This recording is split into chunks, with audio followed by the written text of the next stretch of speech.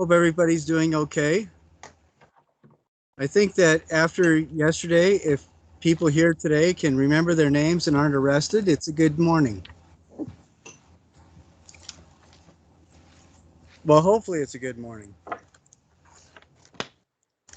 Did anybody have any adventures trying to get their kits? I know that almost everybody has them now, and I just want to make sure you guys have your kits and your books.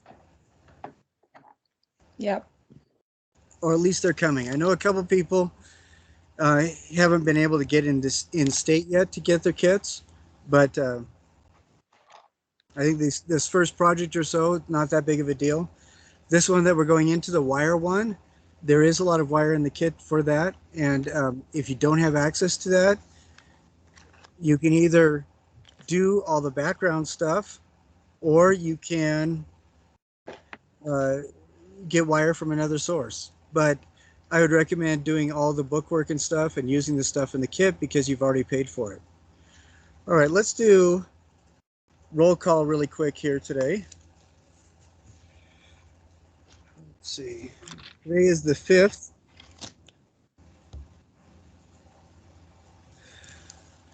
The first code word for today is finger. Because the 4th of July, when I was 11, I almost blew off 3 of my fingers. I didn't. I still have them. All right, let's see.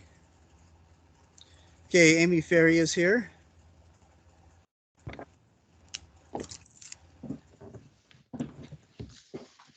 And Janae.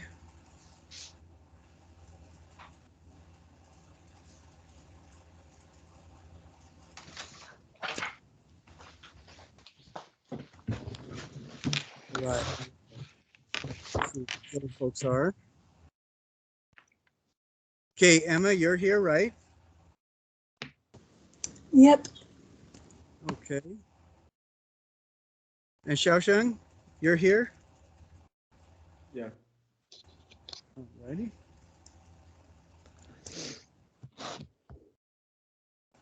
Yenchen. Hello. Hello.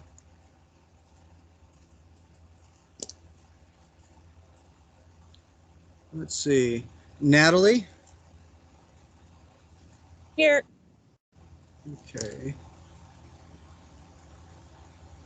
And Aubrey. Yep.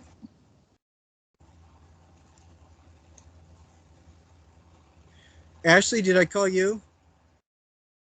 Not yet, or I missed it, but I'm here. Okay. 6, 7, 8. 1, 2, 3, 4, 5, 6, 7, 8. All right, that's great. And as a reminder, whenever you don't make the sessions, go ahead and get on our channel and watch the ones that you've missed and get caught up that way. I try to do at least 3 code words for each session that we're together. And if you don't catch the code words, just remind me what we talked about. All right? Okay. And these are being recorded.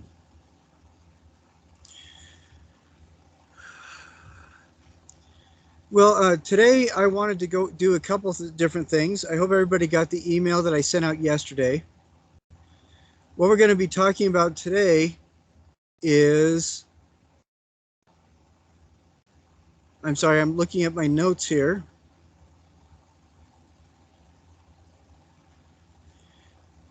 We'll be talking about the quiz for Module 2. And we're going to also be looking at some of the artists for Module 2. And 2 other things, I wanted to open it up for questions regarding the big artist research Module 7 parts, as well as talk about what we're going to be doing on Thursday. Now, this first couple of weeks, the first 3 weeks are kind of tough because we're trying to cram in quizzes and stuff for 4 of the modules, when I usually try to just do 1 a week. But the first little bit is a little bit, I don't know, cramped, for lack of a better word. So that's what we'll be talking about. And if we end early, that's fine. We'll end early. And you guys can get back to dealing with your as Amy called it, 4th of July hangover. I'm sorry, I'm not laughing out of maliciousness. I just thought that that was funny. Or I may not be laughing out of maliciousness. The first thing I wanted to do is start going over the quiz. For future meetings, if after the first couple minutes you don't hear me talking roll call or anything like that, and you're pretty sure I haven't mentioned you, just let me know. And I will do roll call again about halfway through in case I missed anybody. Okay. Gonna do screen share. Ah, here we go.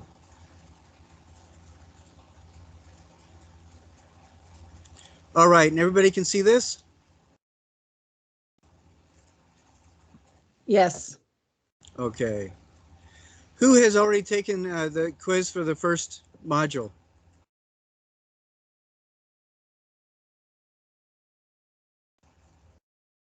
Anyone? What's that? I have. Okay, great. There were a couple of people that took it that had answers that I commented on. Again, I want you guys to know that if you take that and you don't get all the points, go ahead and resubmit or submit the answers on the chat or the comment section of the quiz. There's no reason to go through the term without getting perfect scores on all the quizzes. Okay? Does that make sense to everybody? Yeah. Excellent. Okay, for this first one, which type of line is most calm and peaceful?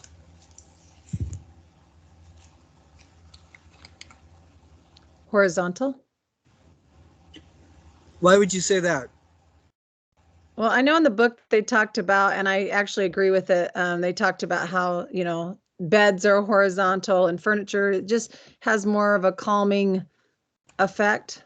Just, I don't know. I don't know why, but the lines that are horizontal have more of a resting feature with them. When they're diagonal, they're a little more crazy and chaotic, it seems like. Well, I think you're absolutely right. Horizontal, there's no place for the line to go. Diagonal, it's still in movement.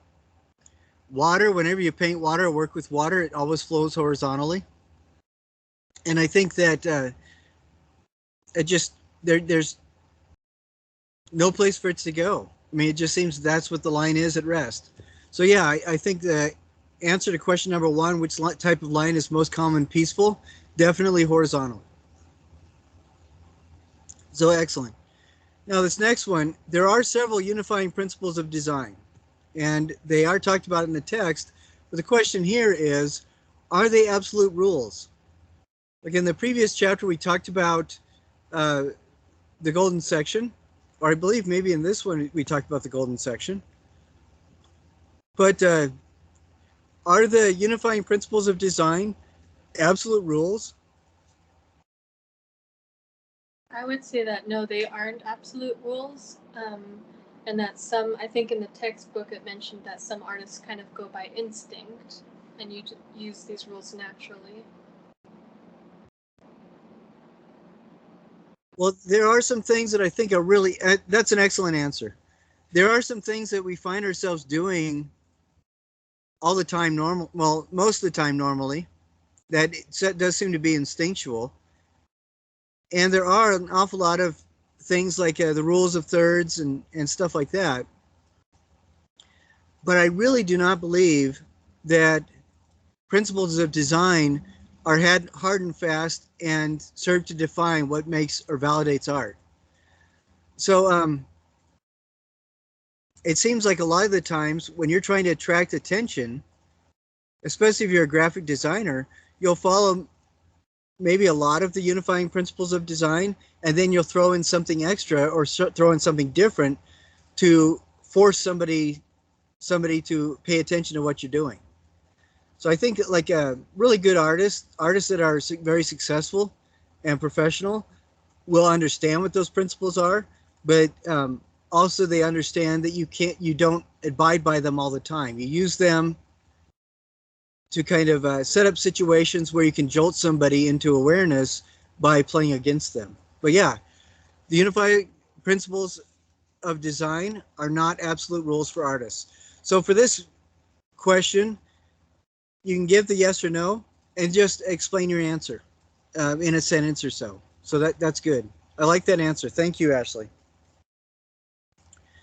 Okay, from the textbook, what is the simplest definition of a line?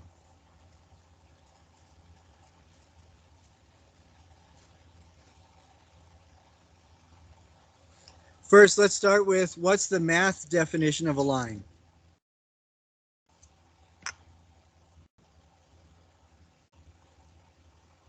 Is it where you draw from one point to the next? A straight. Yeah, that's exactly right. Math definition is shortest distance between 2 points. For the sake of the textbook, what is the simplest definition there that they give? I thought it was something where the thickness of the line. Hold on, I know what I'm trying to say, but I can't articulate it. It's the thickness of the line, white, or the width of it is. Sorry, I've lost it in my head. Yeah, the definition from the textbook is different than the math definition. And it is essentially a mark that is significantly longer than it is wide. That's what I meant. And which makes an awful lot of sense. It's not what you expect. Remember, I was telling you guys that we put some ringers in to make sure that you read the textbook? That's one of them. So when you make marks and lines in your work, according to the textbook, a line is any mark that is significantly longer than it is wide.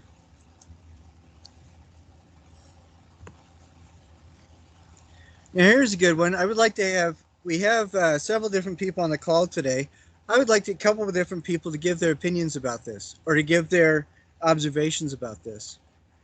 Do you agree that we as humans have a tendency to create order out of chaos?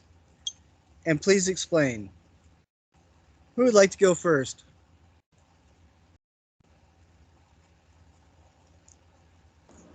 I would say that we do have a tendency to create order out of chaos. I think that we naturally try to look for patterns or things that work together or order them in our mind. I don't know, I just feel like it's something naturally that I at least tend to do. Well, I think that that's absolutely true. I think you're right. How else do we remember things unless we give them some sort of categorization? Good answer. Who else would like to go?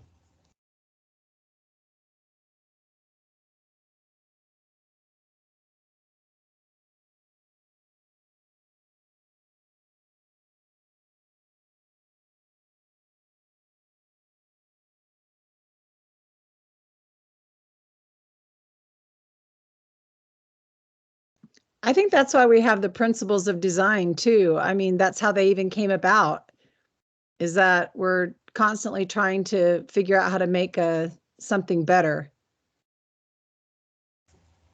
I think there's probably something to that. I actually I believe there is something to that because those unifying principles of design seem to have be anecdotal observation of what is successful visual communication.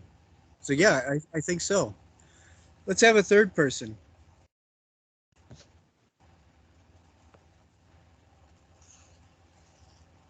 I feel like we have a tendency to want control over a lot, and so that's why we try and create order out of chaos. I feel like personally I do that a lot, especially in my art. And so like we as artists have to push ourselves to kind of break out of that we always do to make, the same organization or to do it just according to the basics or just according to the rules. So I think I like that observation quite a bit. This Allie? yeah. I think there's a danger as we produce stuff to fall into our own patterns of behavior. Is this the kind of thing that you're talking about? And then just being aware of that and trying new things. kind of playing up your own expectations of your own work. Is that what you're trying to? Is that what you're talking about? Yeah, just like kind of experimenting more than just doing what we're naturally inclined to do every single time. Yeah, I think that there's quite a bit to that. Just the fact that you're an artist, that you're trying to share specific colors and shapes, shows that you're creating order out of chaos, and the fact that you're trying to do things consciously as opposed to just through sheer um, intuition, I think speaks to that as well. Sometimes it is kind of fun to let things go and just do what you intuitively feel. But I think that if you did that all the time, I think that the body of work would be quite different than as you explore that on purpose. So yeah, I think all three of those are really good observations. Very good. Okay, now for question number 5, for the full point, there are actually 2 parts to this answer. First, what is the golden section as a definition? And second, what is the numerical value of the golden section? So first, what is the golden section?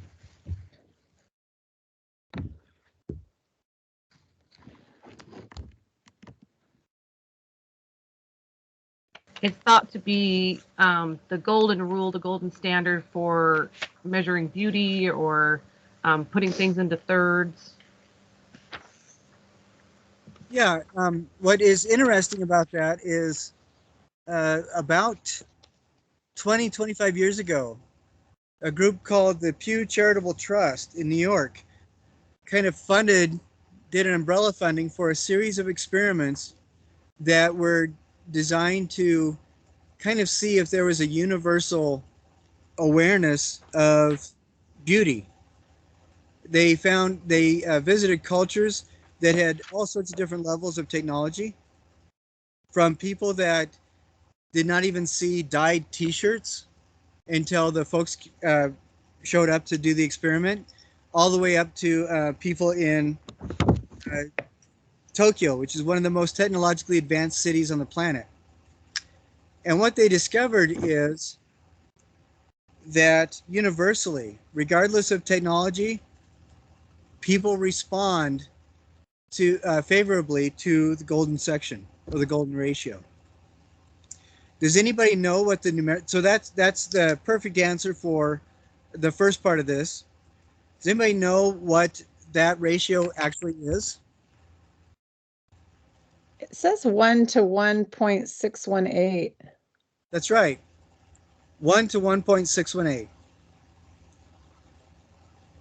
If you take a square, divide it in half, so the middle of the bottom is attached to the middle of the top, and then you find that diagonal, you lay that diagonal line down to half of the width of the original square, and that gives you that 1.618 ratio. But it is a very specific ratio. Does anybody have an idea? So that is the second part to that. I'm sorry, I was hitting some things that I wasn't supposed to be hitting. Okay, so we're still on. Can everybody see we're still on quiz question number 5? I'm sorry, I was hitting something I wasn't supposed to. Yes. Okay. Yeah. Yeah. All right, so the 2 parts to that are it is the golden section is the golden mean, or the ratio that kind of evaluates beauty, or not evaluates, but we respond to and recognize as beautiful. And then the second part to it is 1.618 to 1, or 1 to 0.618. Now, does anybody know, this is not part of the quiz, but does anybody know what the whole number equivalent to the golden ratio is, or the golden section? Does anybody recognize the name Fibonacci? Fibonacci was an Italian mathematician who started recognizing that plants and animals, organic things, started growing with specific ratios. He was one of the first people to realize if you hold up your hand and kind of make a loose fist, you can see from the knuckle to that, from the knuckle on the back of your hand to that first section of the finger, the ratio of that long part of your, I think they're called metacarpals, is the same as to the next section of your finger, as that ratio is to the last section of your finger. They get progressively smaller. If you look at how tendrils on plants, how roots separate, or if you look at how branches separate, or how veins and leaves separate, or even how seeds in a sunflower spiral, there are specific ratios and numbers relating how these things are next to each other. And the actual sequence is 1, 1, 2, 3, 5, 8, 13, 21, and 34, and it just keeps going like that. But you arrive to each successive number by adding the preceding two numbers. What is fascinating about that is if you divide those numbers into each other, next to each other, it starts getting closer and closer to that golden ratio. So what Fibonacci was able to recognize is that those numbers, the way that things relate to each other in the organic world, are whole number approximations of the golden section. And what's interesting to me is that this is also true of other things.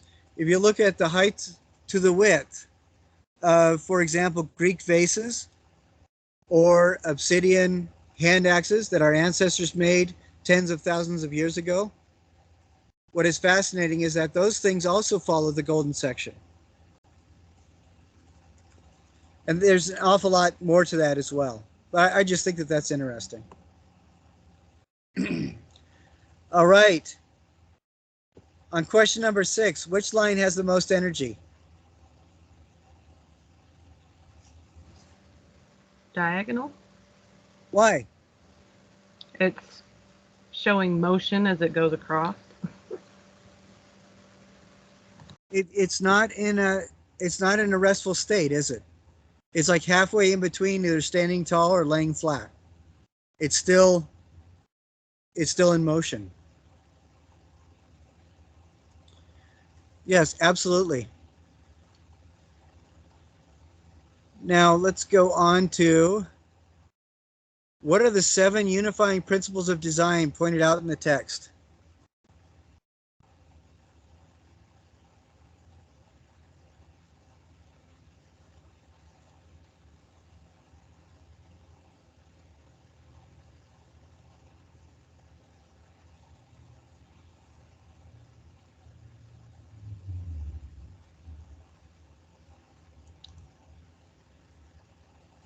Anybody?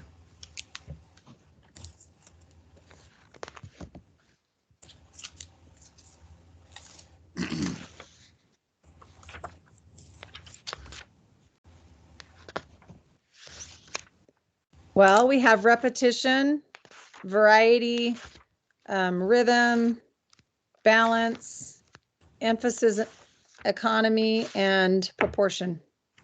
Yes, excellent.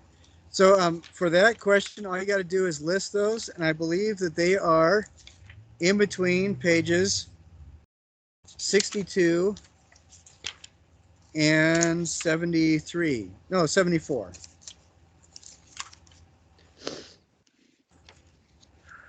Now, we can just pick those out and copy them right out of the textbook, but all those are really important. Uh, does anybody know who Albrecht Dürer is? Albrecht Dürer was probably one of the finest etching artists in the history of etching. He was a German artist that did a lot of really just amazing stuff. But he wrote an essay once called The Four Pillars of Art. And one of the things that he addresses in that are those unifying principles of design. And again, they are not hard and fast rules, but they are things to be aware of. As you do your things, as you create, and as you have to get frustrated that things aren't going exactly the way you want, it's a really good idea to pull out your tool bag of the 7 unifying principles of design, start going through them and seeing what things can you tweak, what things can you work with. Sometimes something feels out of balance because the proportion isn't right. Maybe something is too balanced because the proportion is too perfect, and we want people to feel unease. But by being aware of those unifying principles of design, we can, I don't know if the right word is control, but we have more options as to what we use to communicate or how we communicate with our artwork. So it's something good to think about. Now here's a good one. How is an implied line created?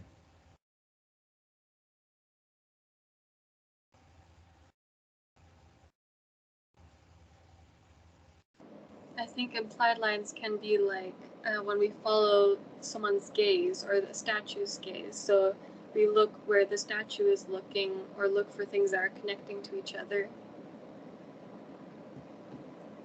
That's an excellent one. That is very good. Have you guys ever seen that really old Saturday Night Live clip where I think it's the I can't remember. It was one of the Canadians that was on Saturday Night Live, and he would just stand there and he'd look up and say, "What the hell is that?" Until he had a whole crowd looking up at something, and then he'd just walk off and leave the crowd there still looking up. The eye line is incredibly powerful. So yeah, that's a very good one. How's another way that an implied line is created?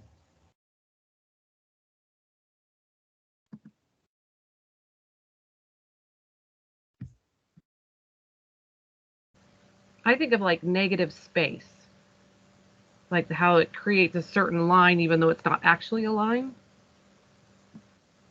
It's something where your eye has a tendency to want to keep following it. Is that what you're talking about? Yeah. That's really good. Excellent. I think those are two. Is there a third one? Because those are both very good.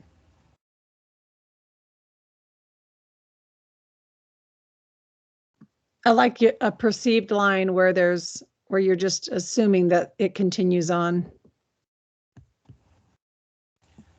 I think that's a good one.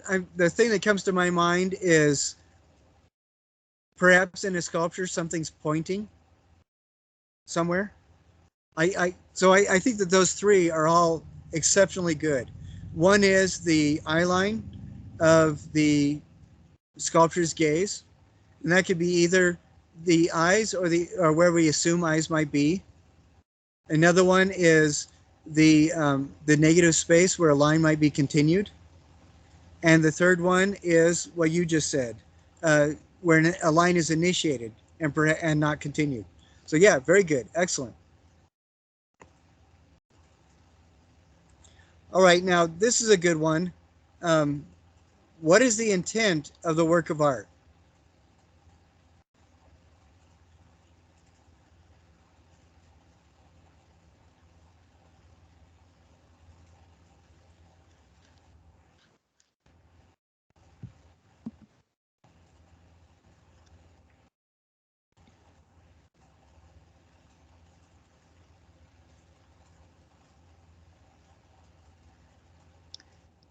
I think we always start with an idea or focus on a problem that we're trying to depict, and that's maybe the intent. I think that's really true. And sometimes the intent may be as simple as I want to experiment with this medium. But yeah, I think that's a good one. Art is communication, and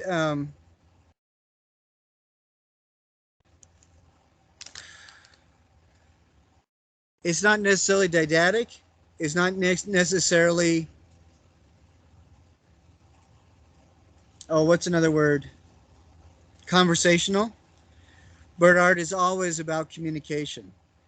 And sometimes, if we have a specific idea or a specific emotion or a specific point, that's a very strong way to communicate. And sometimes there is just something, I think it was Brian Kershisnik. I don't know if any of you guys know him. He's a painter who, one of the few Jesus painters I can stomach. But one of the things he says is there's the intent of an artist's intent sometimes is just there is something bursting to be free, and when that finally ruptures out, that's what becomes the work of art.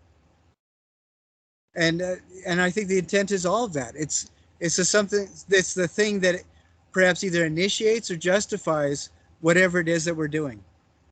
So yeah, very good. I am all right. And then the last question is, do you feel that it is possible to predictably evoke emotions through the use of different line qualities?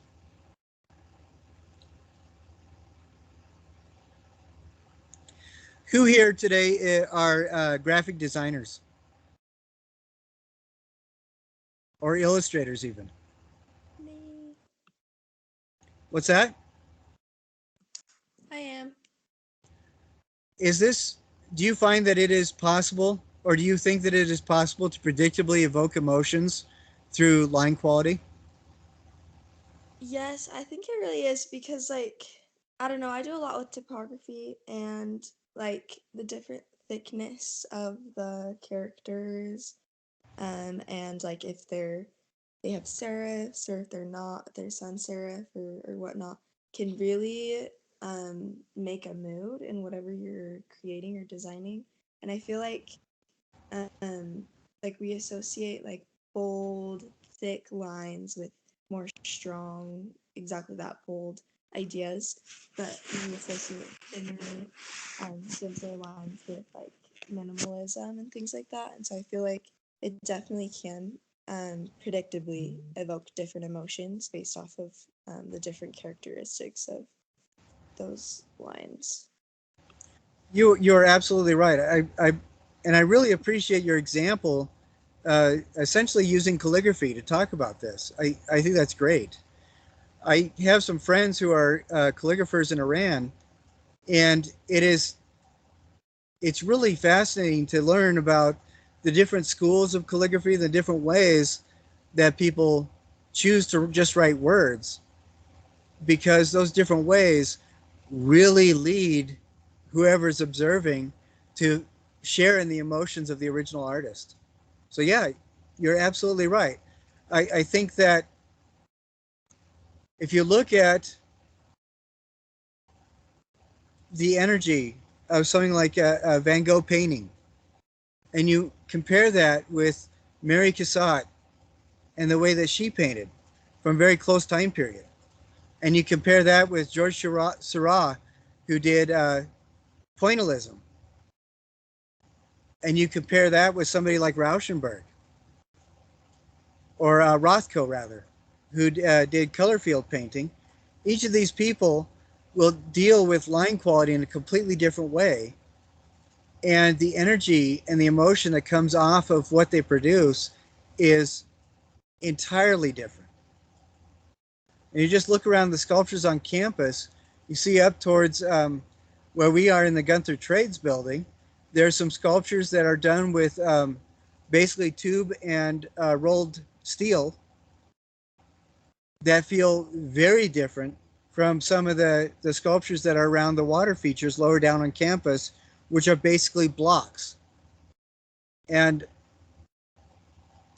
being aware of that, I think, could really help you an awful lot in the artwork that you do. Who has used this to their own ends in the work that they do themselves outside of Allie? Anybody else do this in their own work? Like for example, who does any of you guys do character design, computer animation?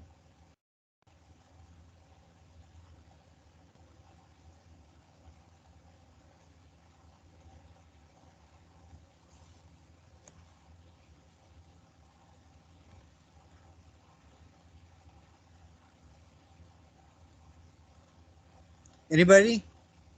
Xiaozhang, what do you do?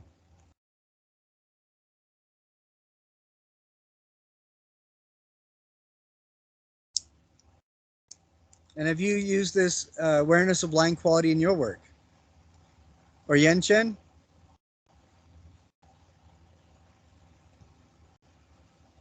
Yeah.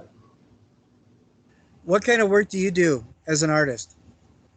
Um, just still try to find out. Just I try to do drawing, painting, and some digital drawing too. Just try to figure out what's the style I want to keep doing. All right, excellent. So you're still exploring. Do you find that there are predictable ways of communicating emotion or movement using different line quality? Yeah. All right, good. Excellent. Let's see. Now, a couple more people have joined us. I'm just going to run down the line really quick. And the second code word today is yellow.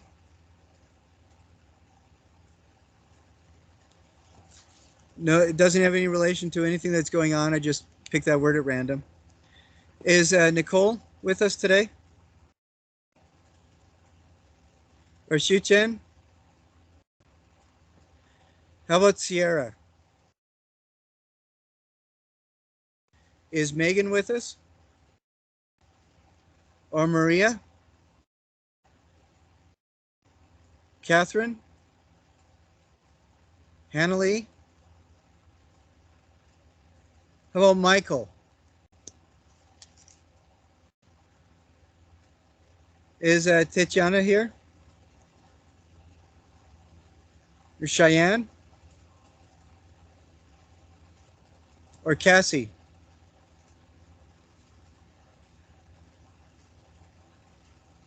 All right.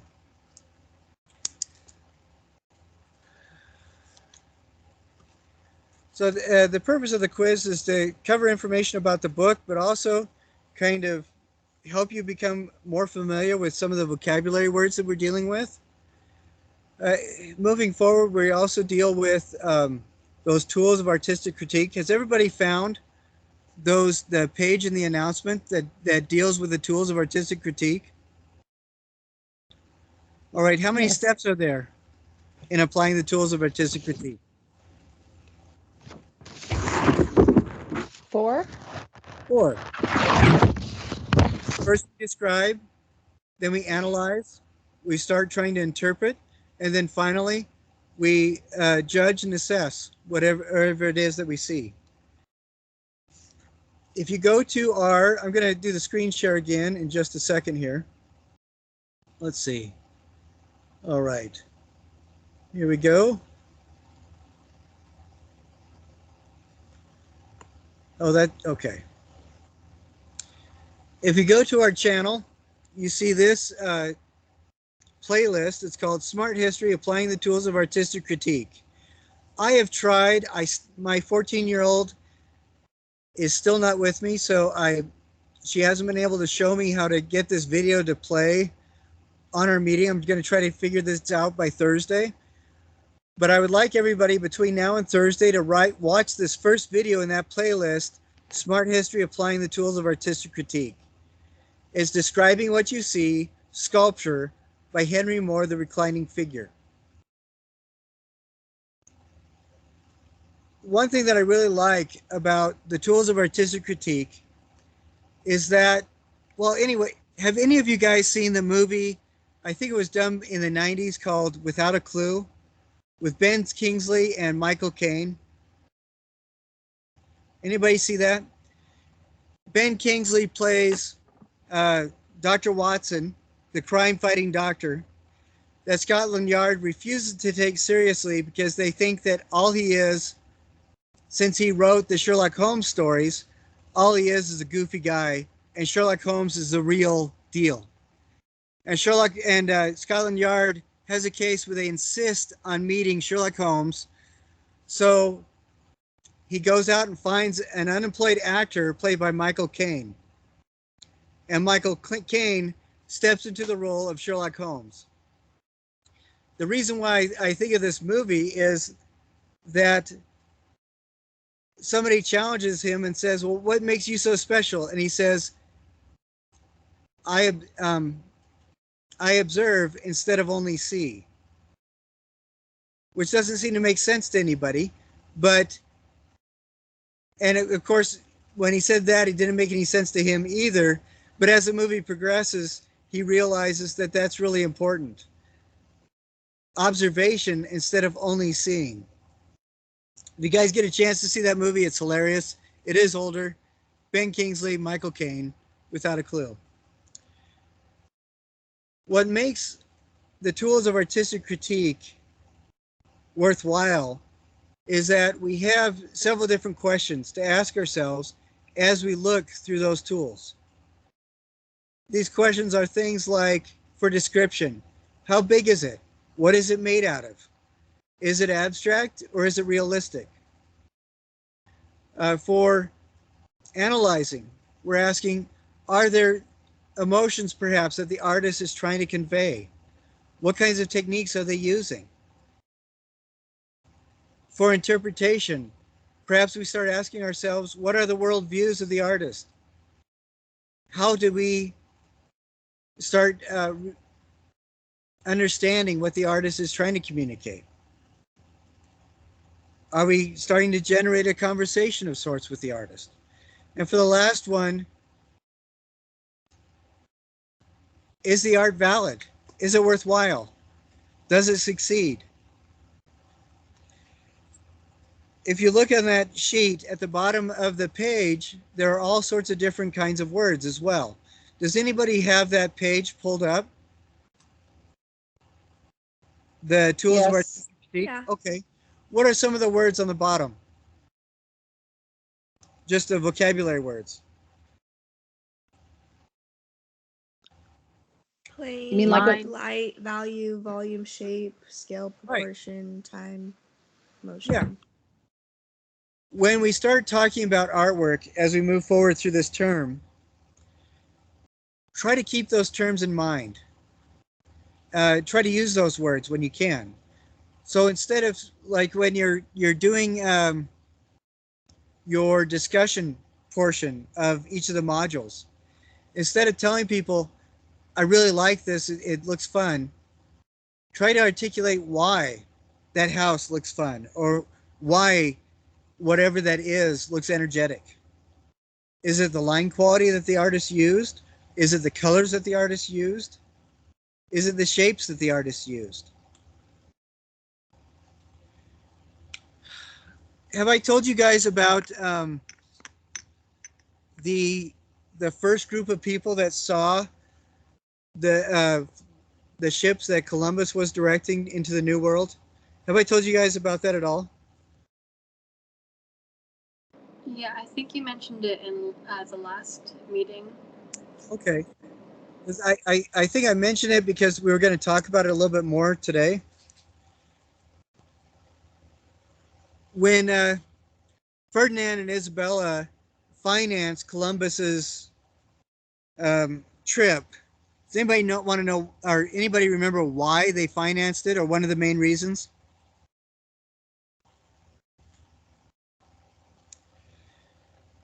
It was about 10 years away from the year 1500, and the Pope at the time was convinced that Jesus would return in the year 1500.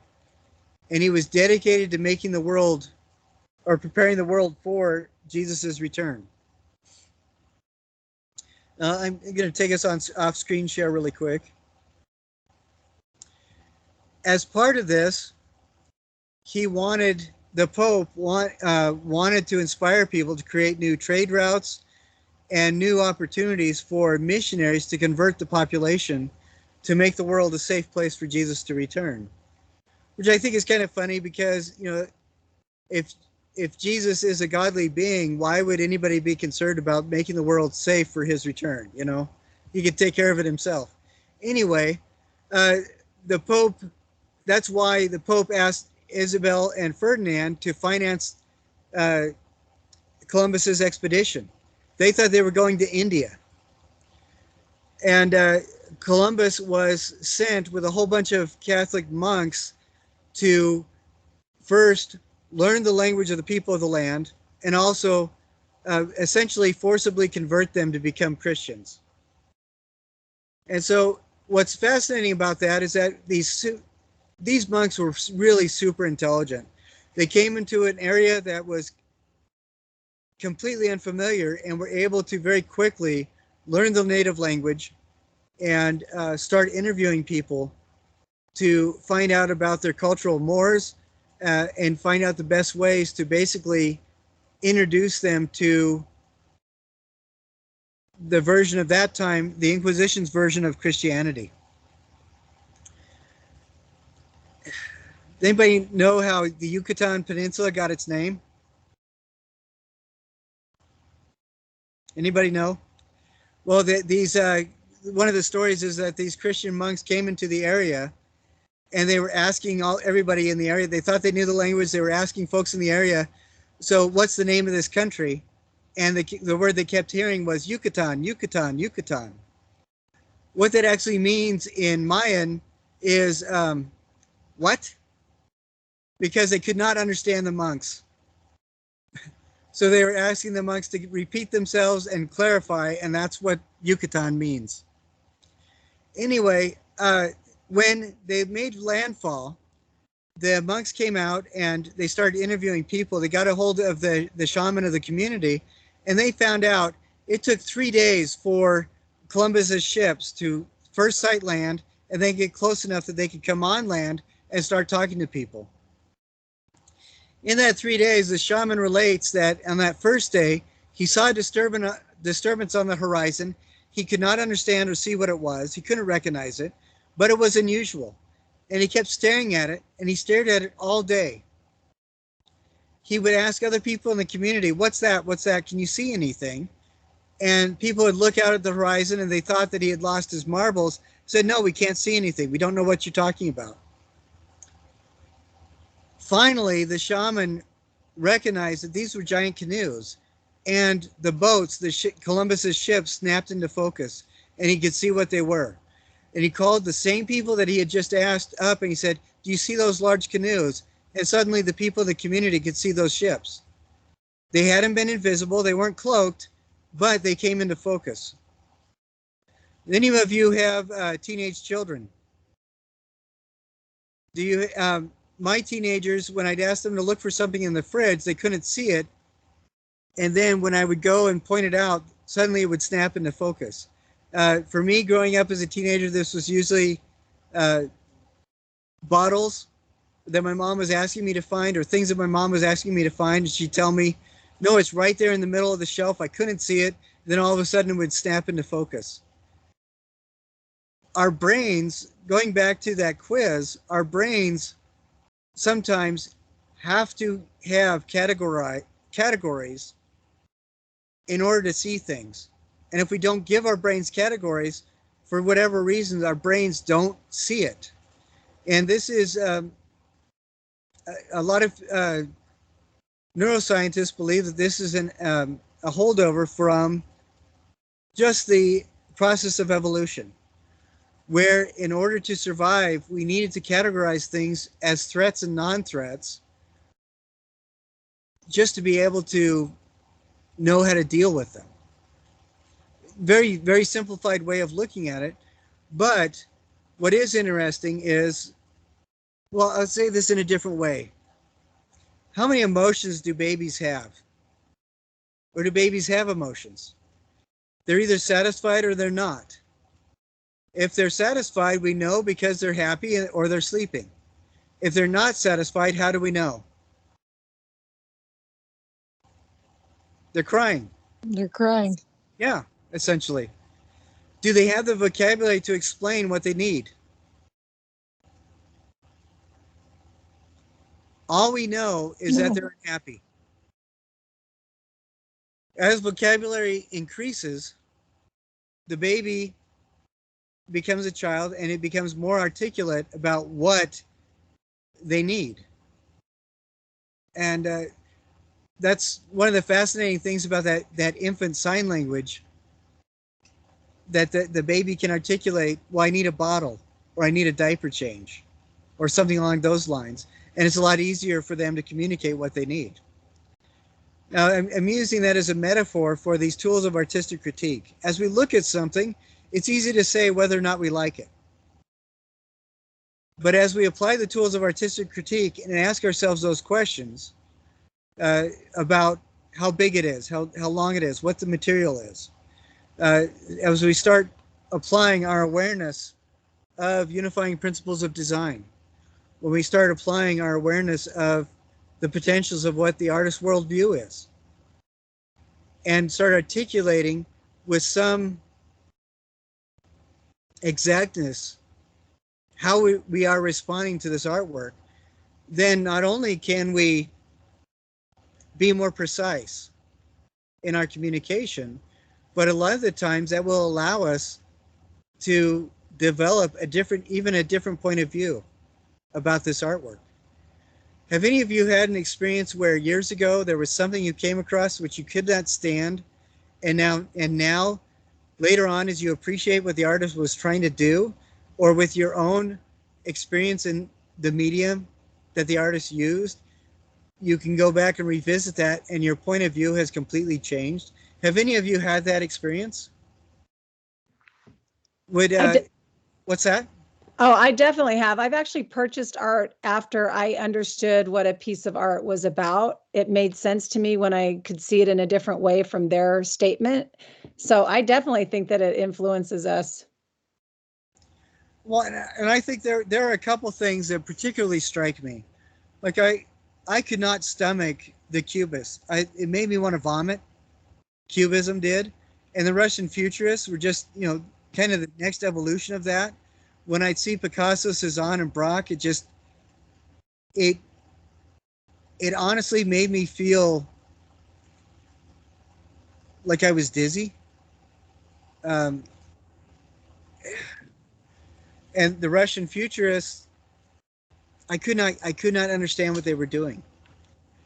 I had an art teacher who pointed out to me that that a lot of these cubists were trying to explain or trying to share multiple perspectives at the same point in time, and trying to share an object moving while staying stationary.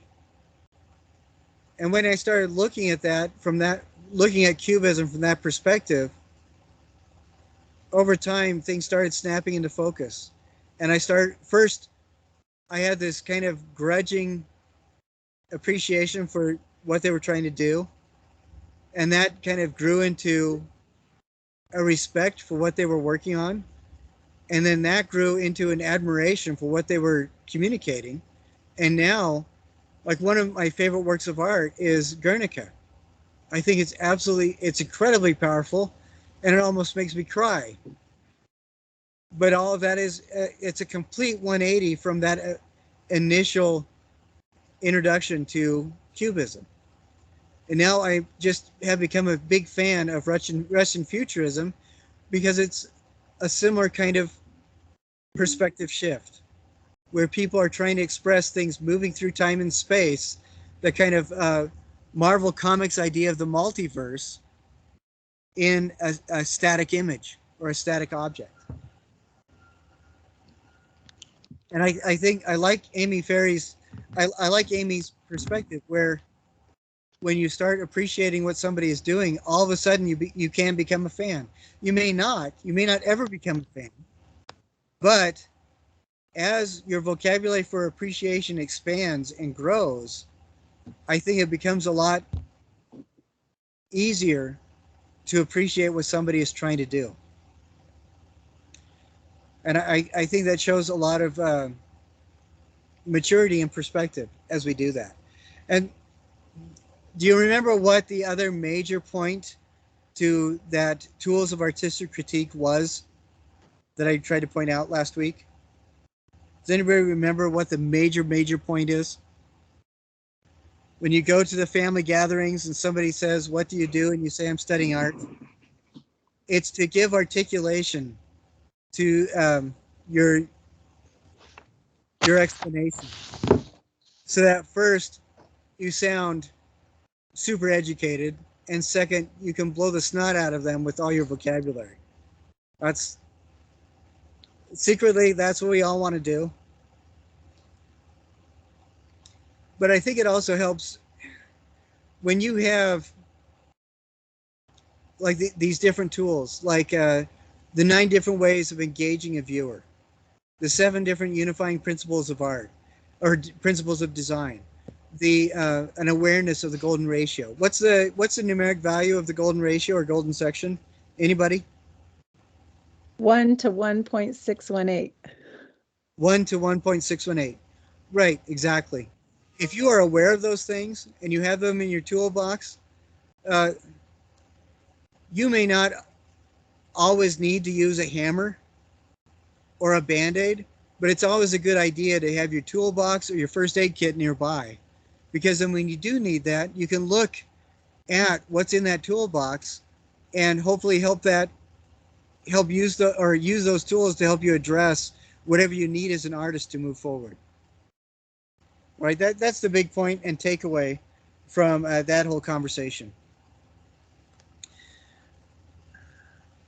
I had And one question about the quiz. If we miss something on that, you know how you have to retake the whole quiz, type everything else in. Did you say something like we can just text or send you a message of the changes to that quiz? yeah, hold on, let me show you something really quick here. If I can do this right.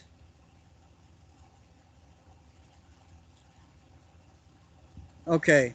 Now, are we back in the quiz section? Can everybody see that? I can't see it. I might be in a different window, but I don't see it yet. I just see a blank screen with your initials. All right, let me try this again then. Oh, no, I can't get to it on this. Let me see if I can find something else here really quick. Give me just a second here. I'm scowling because I'm concentrating really hard.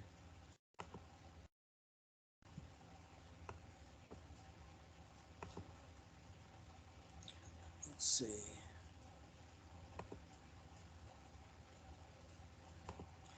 All right. This is from a previous. This is from a previous student. Now, if we look at this, this is how your screen will look a lot of the times when you're taking the quiz. And there's this assignment comments section. Everybody see that? On the right-hand side. You can either retake the quiz or go over here to the assignment comments and type in your answers. Okay, that must just be on the desktop because I wasn't seeing it on my mobile device. So, okay. Okay, mobile devices don't have a lot of functionality Okay. with Teams, so that's probably why. But yeah, if you look at your, Janae, are you on your laptop? Okay, could you see that briefly when I show? Okay, because basically it's the screen is divided with a vertical line. The left 2/3 shows the quiz. The right third shows a comment section, comments little box where you can respond to me and I can respond to you. If there are questions that are missing, I'll usually write which questions are wrong and what to refer to. And you can either retake the whole quiz or just type in the new answers on the comment section. And then if I'm not responding right away, like within a day or two, just email me and say, hey, I responded in the comments and updated the questions on my quiz. There is no reason for anybody not to get a perfect score on the quiz. Everybody can do that. So, and that's an easy way to do it. You can either retake it, like I said, or add comments to the comment section.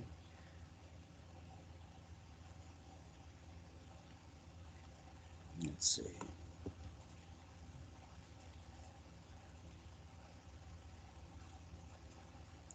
Now, I wanted to cover something else really quick as well. Let me see if I can get this.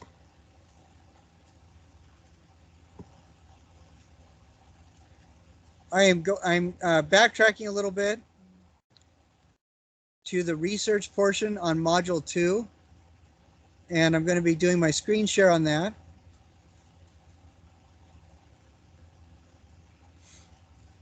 All right, can everybody see this? Research dash 2. There's several Yes. different artists here. Okay, these artists may not all work with the same kind of wire that you guys are working with for this Module 2 projects, but all of them deal with these kinds of ideas. David Oliveira does some really fascinating things with animals and wire. He uses different different gauges of wire. Martin Sen does a lot of really fascinating stuff as well. I think the most fun out of all these guys is all these people is Alexander Calder. Alexander Calder, he's the guy that made those big mobiles that had plate steel that were shaped kind of like kidneys and different organs, painted really super bright colors. There's a movie that Dick Van Dyke was in called One Thing After Another. That's another really good movie. It's an older one where there's one of the main points of the movie is involves Alexander Calder mobiles. And his circus that he did in 1955 is kind of a fun performance to watch where he uses a lot of these wire sculptures in almost like a puppet show. Some people get it, some people don't, but it is kind of interesting to watch. Watch all of these, and then let's see. Let me know if does your screen show the artist review number 2? Yes. Okay, artist review number 2. We see these are the 3 prompts, and the easiest way to write this for the artist review after you watch all those on the research portion, which is just Alexander Calder and the different artists there, the different videos. You can just copy those prompts, tape them, paste them onto your Word document, and then just respond to them. So the first paragraph is 2 to 5 sentences about the 6 artists, and then you're just commenting on what element of line are they focusing on, and which artists really stick out for you on that. The second prompt, which artist stood out the most, and why are you responding to their work? The third prompt is the 2 artists that you're dealing with. I'm sorry. Paragraph 2 prompt is which 2 artists, and then the paragraph 3 prompt is contrast how those 2 artists use line differently, and how they did both emphasize line quality in their work. These do not need to be very long essays. Basically, you're just writing in response specifically to these paragraph prompts.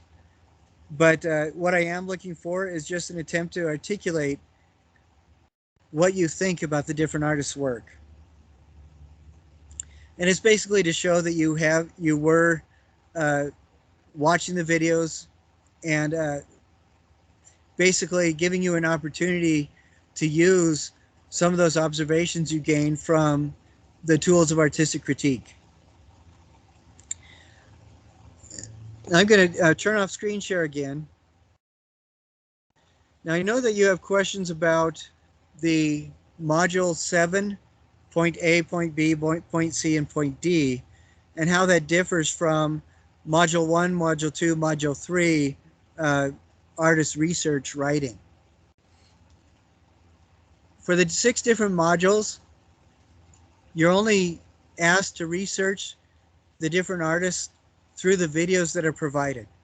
And that's all. You don't have to do any extra research on them. The module 7 deals specifically with the one artist that you picked. Has everybody been able to pick an artist that they want to look at more closely? Yes, and I know you said that we could change our minds, of which I did. So, I mean, I chose to do Noguchi, And then but I really like Ruth, what's her name? Ottawa or something like that. Ruth What's her Asala- name? Yes. I've seen her work in the past and I love it. And I don't know why I didn't see her name. So I don't know if anyone else has claimed her yet. I haven't looked at the discussion recently, but what's the process of changing? Do we need to put the differences and all that back in the discussion? Yeah, I would just go back in the discussion and say, I've changed my mind. I want to do Ruth Asawa. Okay. That's just fine. Now, going forward, I wanted to point out to people too that if you're the first person to post an image, your images on the discussion, and if you're the first person to post your responses on a discussion, you do get extra credit points. So the discussions are only worth 10 points apiece. But if you, at the end of the discussion thing, if one of you is the first person to post your images, and then a couple days later, another one is the first one to post your responses to images, both of you will get a couple extra points. Okay? Everybody understand that? Now that also applies going forward. If you are the first one to post in several weeks from now your artistic critique video, you get a couple extra credit points. And if you're also the first one to post actually the first 3 people to post their PowerPoint presentations also get extra credit points. So just to let you know, that's still going to be a couple weeks in the future, so don't worry about that yet, unless you're a hyper overachiever. Let's see.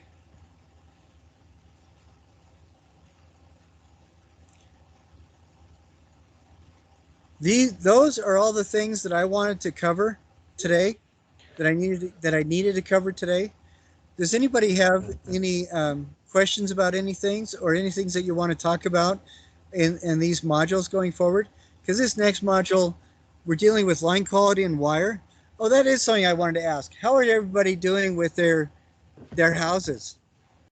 Did anybody make a really cool house? I know that one of you was going to make like a haunted house, and I was really looking forward to seeing that. How has everybody made their structures to take photos of? What is the weirdest place you put your house to take a photo?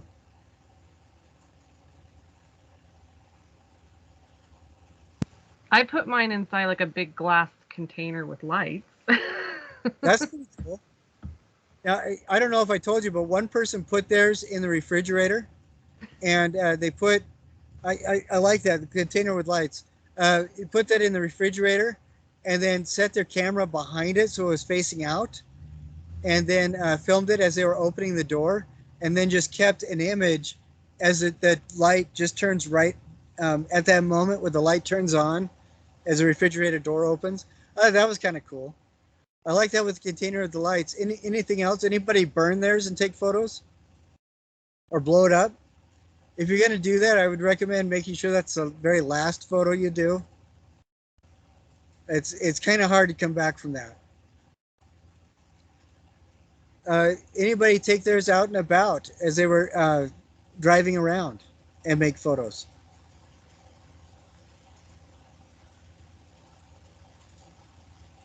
Anybody Yeah, I do went to a park and took pictures out there, which was pretty fun. that? Sounds great. I like that idea. Anybody take photos of their house by water? Anybody take I'll tell you a couple ones that I saw that were kind of cool. One person put their house right next to a stream and took like a 3-second clip of the water rushing by. That was kind of neat. I really like it, the idea of taking it out just outside to a park. Um, Another person put lights inside of it and took photos of it when it was inside of a closet in the basement. Another person put their camera like inside the house and took photos of their baby walking towards the house. That made the baby look kind of like Godzilla. That was kind of cool. Another person took photos of their house as their dog was licking it, where the camera was inside the house. That was kind of freaky. Another person took photos of their house while they were throwing it. That was kind of interesting. So there's lots of different ideas. And I think we still have a couple days left on the discussion. And these first couple ones overlap quite a bit. I would say just have fun. Does anybody remember my rules about due dates? What are the due dates there for? I love your rules. It's just so we have a framework. Keeping ourselves in a good timing. Yeah. So if you don't get everything done, I would like to see all the discussion stuff by this weekend for this one. I think that would be really cool. But I also try not to stress too much about it. Do try to get your photos done as soon as you can. And I don't know. I do like the coming up with really creative ways of photographing your house is a fun way to do this exercise. And again, it's 5 different images of 5 different perspectives and uses of light. And what is the one thing that does not count for the 5 different ones? Do you remember the really bad example I told everybody? It does not count if you're just walking around and taking 5 shots at the same time. Don't do that, please. Some other fun ones are putting this up in a tree, taking a photo. Another person took it to work and set it up in a couple different spots at work as they were doing it. Another person put this behind different things in the house and did different chores around the house. You could see it, the house hiding behind a vacuum cleaner, behind a mound of suds while they were washing dishes, different things like that. In the back of the closet as they were taking stuff out and putting stuff in. So there are a number of different ways to do this. And I would say just have fun and make sure that your house is sturdy enough that it can take that kind of punishment, moving it around, having it do different things, and being in different places. Any questions from anybody? I did have a quick question about the discussion. One of the things that we need to include, where we're commenting on somebody else's, where it says to identify how they capture different responses to house structure. I just wasn't sure exactly what that means, and I was hoping you could kind of clarify what we're supposed to, like maybe some examples of that. Okay. Let's see. I do know at one point everything that I wrote made perfect sense. No, I'm sure it does. I think I just was having trouble trying to. I just wanted to make sure I was doing it right, I guess. Okay. There are 2 things about discussion, the discussion comments. One thing is refer to your tools of artistic critique and try to use vocabulary and at least 1 or 2 questions from that. Now, I'm not saying 1 or 2 questions from each of the 4 steps, but just try to answer a couple of the questions from the tools of artistic critique. Now, if we go to discussion 1, sculpture-based photography, upload your 5 images and give feedback on 3 of your fellow students' work. Referencing the tools of artistic critique, specifically identify how well your fellow students, A, involve the viewer. So what are the different ways that somebody can involve a viewer with images of a house?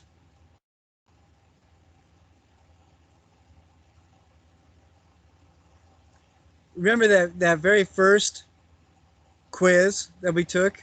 What are the different ways of engaging the viewer's interest? One is the use of scale. And we could definitely use that in the house.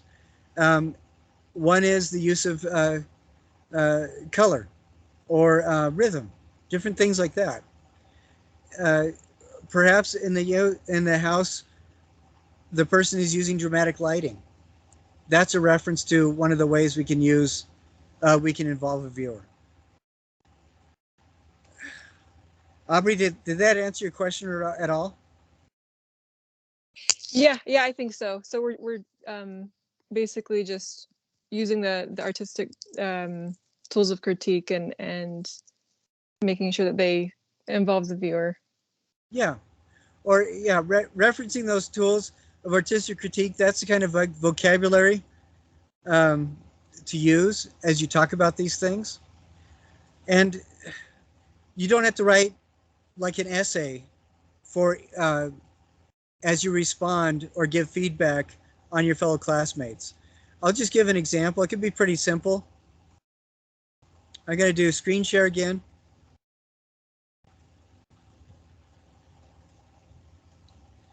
If we look at this, let's say we see an image of a house and the person has used rather dramatic lighting. What we can use in our answer to respond to what they do is we can either say, oh, that's pretty. What's my perspective on using the word pretty to critique another classmate's work? You don't It's like the that. worst thing you can do. Yes, absolutely. I hate that.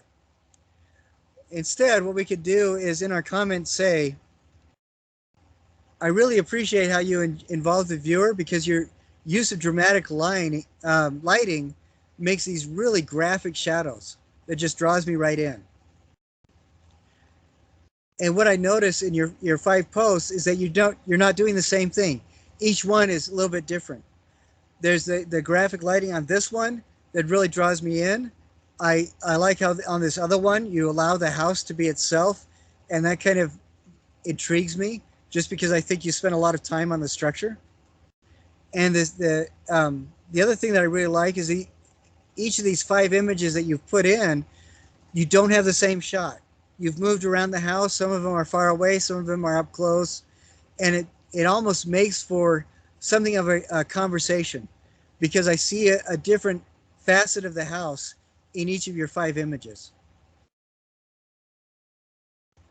Now that's, of course, that's a hypothetical, but I've been able to address it, A, B, and C in a very short comment that also uses vocabulary from those tools of artistic critique. Can everybody see that? Yeah, that makes sense. Okay.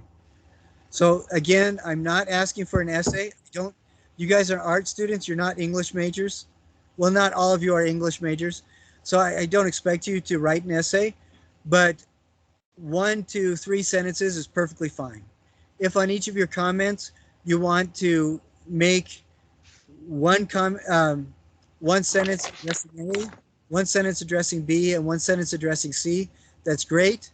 If you also want to say use 5 or 7 words addressing A, 5 to 7 words addressing B, and a sentence addressing C, that's great too. Okay, so you can do any of those 3 things or all of them. Any other? That was a really great question. Thank you. Any other questions? So what are your feelings on if you're taking the pictures with your phone and then you're doing the editing? Is it like okay to put like a filter on it or do anything else that's kind of like post picture taking on the phone?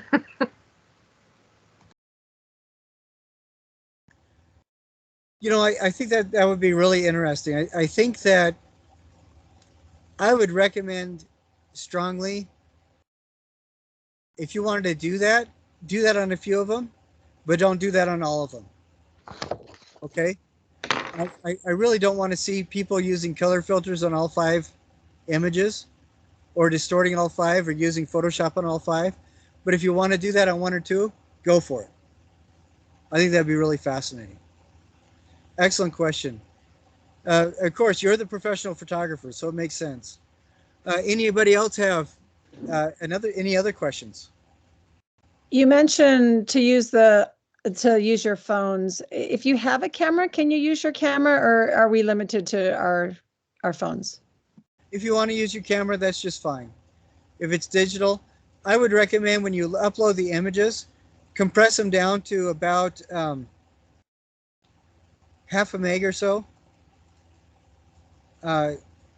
or less if you can. It seems that Canvas has a really hard time. If there's a lot of memory for each of the images, it will take forever to load, especially in the discussion. So try to compress them a bit. And there are, if anybody has questions about that, hit me up and I will send emails for a couple tutorials about how to do that to everybody. And I may do that anyway. Would you But just do that? Because I would, that I- would be helpful. I've struggled with that in the past, and I know I need to compress them, and I'm not exactly sure how to do that. Okay, the easiest way to do that is I am finding, hold on a second. The easiest way to do that is with Paint. And if you just open up your Paint program, bring your image into that, and then you can go over to, you can manipulate it with the resize feature um, under the in the home screen of Paint. There's a resize feature, and you can change it with that. But I'm making a note here that excuse me, that says send a tutorial on resizing images. Thank you. Now, I have noticed that a couple people have tried to send pages through Canvas. For whatever reason, Canvas is not allowing me to open pages. If that's so I haven't graded that yet. Please try to either send a PDF or a Word document because that seems easiest on Canvas. All right. Those are all good questions. Any other questions or observations from anybody?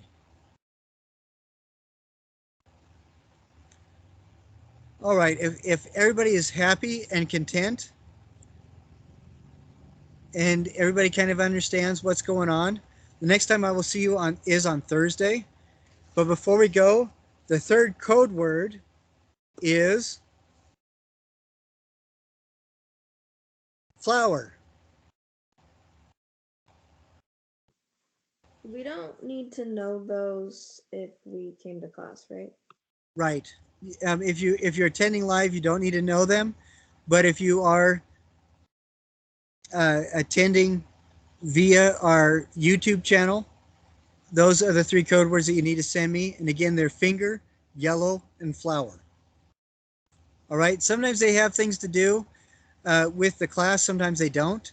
If we don't have code words, you let me know a couple of the things that we talked about in class. And sometimes they're ironic observations on the frustration of the rest of the day for me personally. Sometimes they are just ironic observations or sarcastic observations in general. I don't know if you've noticed, but I have a dry sense of humor, um, and I do have a tendency to be slightly sarcastic, just slightly.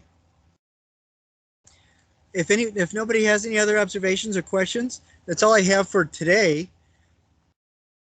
And on Thursday, we will talk more about line quality. We may even address another quiz on Thursday. And again, if you don't make all the classes, that's not a big deal. Now, if you are watching this because you weren't able to get on live, I know that some students are having a hard time. I have been told by tech support that you need to enter through your UVU ID rather than your My UVU portal. However you do that, if you are having a hard time, please contact the support people yourself and see if they can work it through with you and help you. I have tried to do that. I've given helps to some people. For some people, that really helped. Others, not so much. And it's easiest if you work directly with support yourself, because then they can answer the questions directly and ask you questions directly to you and solve your unique situation. It is frustrating. If you continue to have a problem, we will work it out and you will not be dinged on attendance if you're trying as hard as you can. All right? So if there's no more questions, I hope that all of you have the best Monday in the history of Mondays ever. your personal experience. And if not, that you have at least a strongly decent Monday. And I will look forward to seeing you all on Thursday. All right? We'll see you Thank guys. you. You're Thank welcome. you.